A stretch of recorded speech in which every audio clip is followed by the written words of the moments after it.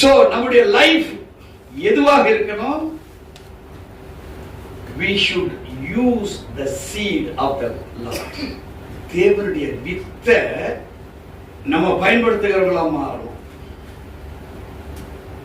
what is seed? தேவனுடைய அந்த விதை என்ன? வார்த்தை தான் விதை. அதுக்கு ரூட் என்ன? every memory with God. ஒரு விதைய மண்ணு உள்ள வச்சிட்டீங்க, அந்த விதை ஏதோட இருக்கு? மண்ணோட 24 மணி நேரம் தொடர்புடையதா இருக்கு. இருக்குதா? every memory with God.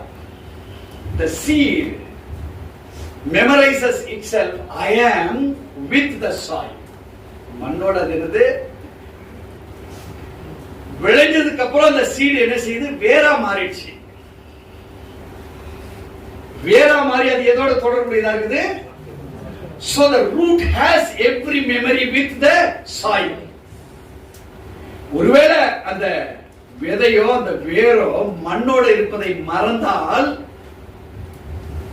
மேல மரம் செழிக்குமா? So what is faith? What is seed? Faith என்பது அன்பின் அடையாளம்.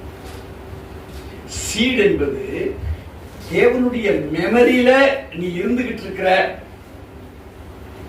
வார்த்தையினால நான் அவரோட இருந்துகிட்டு இருக்கிற அப்படின்னு நினைச்சா பாவர்ட்டி எதுவும் உன்னை தொடர முடியாது.